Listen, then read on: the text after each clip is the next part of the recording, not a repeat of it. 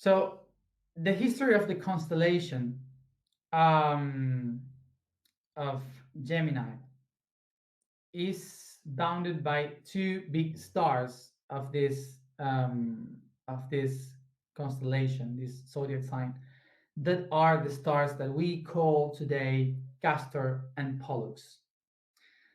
These two names are the names of two brothers that were brothers from the same mother but from different fathers. The mother was Lena, and the fathers were, of one of them, of Pollux, was the god Zeus, and for Castor was the king of Sparta. Um, so this means that Castor was mortal and Pollux was immortal, was a god. This story um,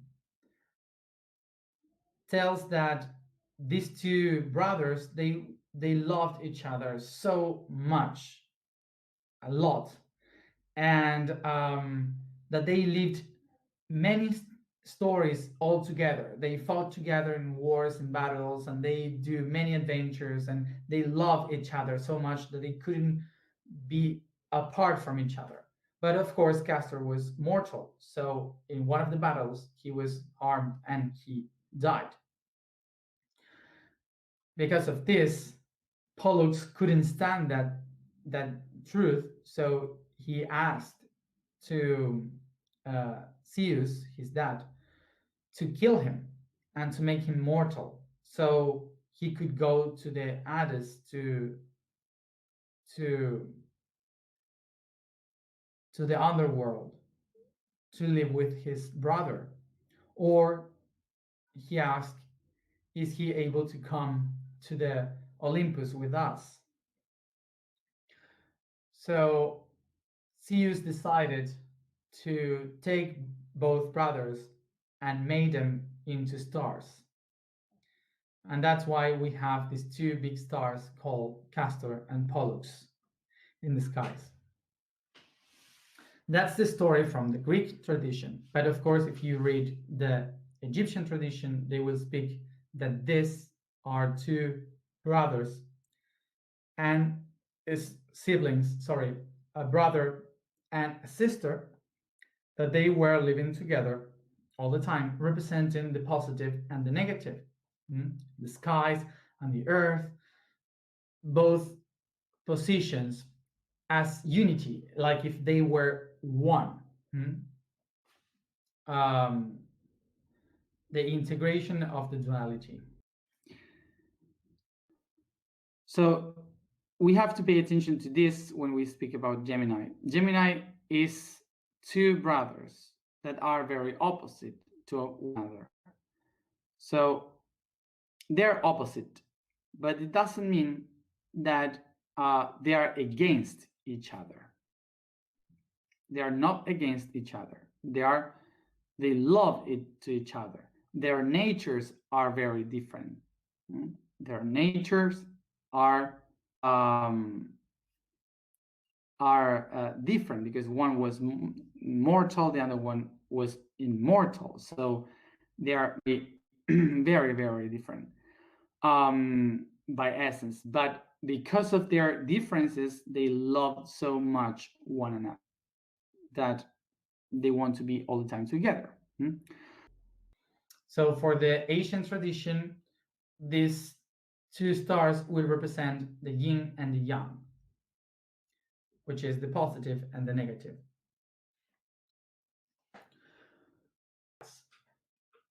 The ancient symbol with which we know Gemini is this symbol here, the one we call yin and yang.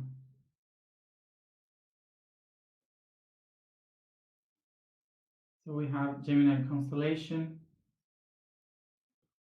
So when we speak about yin yang, we usually have this misconception about what this symbol really means, because um, we used to say that the white is the good one and the black is the bad one. So we used to say everything that is good has something bad on it, everything that is bad has something good on it, and that's the symbol. Um, but that's not very um, yin yang. That's more racist in such a way.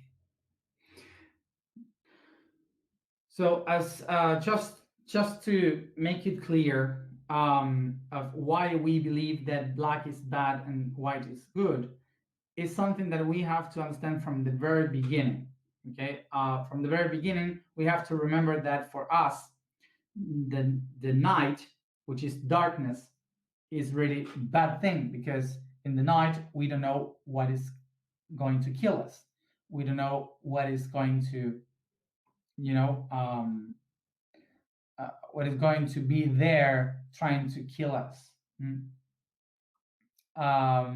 Like we're animals and we cannot see properly and so on. So that's why we relate the black things, the night, the darkness, with these weird animals that we create in our minds, like demons and monsters and so on. Mm?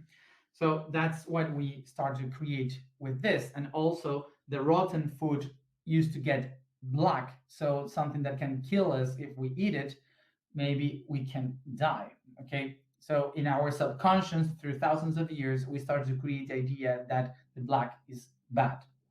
And then we create the idea of the white being good because during the day, with the light, with the colors, with the sun, we were able to see, we were able to reach clarity, we were able to understand what are the foods that makes us good, and we can handle the light. That's why we started to relate to everything that is white or with colors, that was something good, and the dark, the black is something bad.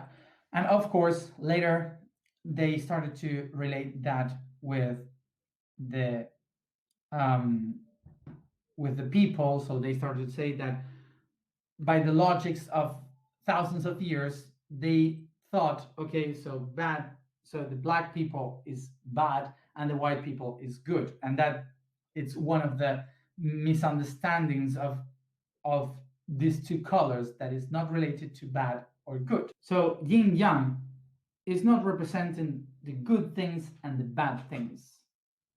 The yin yang is representing the manifested and the unmanifested. Is representing the everything and the nothing. Okay, that's what is representing this symbol. Not good, no bad. Is manifested and unmanifested. So what this means really is that everything that exists and is limited, manifested in this reality, has within a part, a tiny part, that is illimited, that doesn't have any limits. So it's able to transform in anything, even if it is already limited by the outside. And in the other side, everything that is infinite has the potentiality to manifest and create something. It's like the dreamer and the dream. It's like the artist and the art of that artist. This is why this symbol is not about two different concepts against each other. This is speaking about a concept of two different things that complement each other, that need each other in order to exist. Hmm?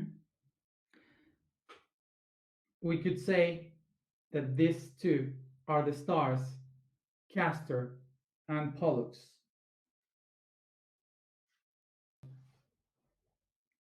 So we could say that Castor is the star here that is hugged by its brother Pollux, which is the unmanifested. And here, Pollux, the unmanifested one, is surrounded and hugged by the spirit of its brother Castor. Hmm? So both of them are holding each other to manifest, to create. So this is the most important key of Gemini, the communication of two opposite parts. So the task of Gemini is to help us find a bound, a communication between the manifested and the unmanifested, between the feminine and the masculine, between the positive and the negative. So remember, these are not opposite concepts that are speaking about a war against the good and the bad, the woman and the man. It's not separated. Both are only one being creating the whole. So now something happened that Gemini is able to love both sides because it's everything. Gemini is everything. So Gemini can be in the manifested and the unmanifested, in the visible and the one that is shown equally. It can feel and perceive the reality either side. It doesn't matter. The inner aspect, the outer aspect is the same.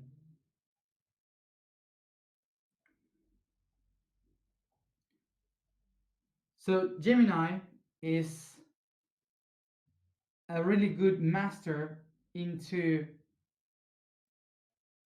communicate what is within and what is outside. Gemini is the concept of I understand what is inside of me and I can communicate what is within into the outside and I can communicate what is outside in the within. I have a good communication between both sides. And because it's so easy for the Gemini aspect to communicate between the things that are hidden within and things that are shown outside, it doesn't matter which person you put in front of a Gemini, it will find a way to speak in the same language, to communicate with all the people, because it's easier for them to position itself in either side. So this is something important to get from this topic from Gemini, because along this month we will go into topics that um, we divided as opposite to one another. This is why we think that these two brothers are opposite, but actually all the concepts that we will speak about, they are complementary to one another. They are not in a fight. So so as you see, these two brothers are sharing life together. They are complementary. So the key for Gemini is communication. They need to communicate to one another. They are in constant communication because they love one another. So they want to learn from the other, to understand the different perspectives from the other. So that's why Gemini is like this world of sharing information, of willing to learn, to communicate with the others, to recognize the other. Okay, and because of this communication, this communication, the regent of Gemini is Mercury. Remember that that we spoke when we spoke about Gemini. About Mercury, we spoke that it was the god of the merchant people. The merchant, the people that used to sell from one village to another, from one town to another along countries. So that's why the main merchant became Mercury. Okay, and came from there. And this is why in between brothers and sisters there was this communication. So that's why Mercury was the regent that that um, that represented Gemini, the communication between brothers and sisters. So what happened with Gemini here? Remember this. It's not about being one or the other. These two are called Castor and Pollux. Castor and Pollux are brothers that love each other. They love so much that they want to be together as one. And this unity is what we call philosophy. This is philosophy. Hmm? Philosophy is the love for knowing, is knowing through love. What is philosophy is love for wisdom. How does wisdom define itself through love? By questioning itself constantly. Philosophy is basically the connection between the heart and the mind, is the love for wisdom.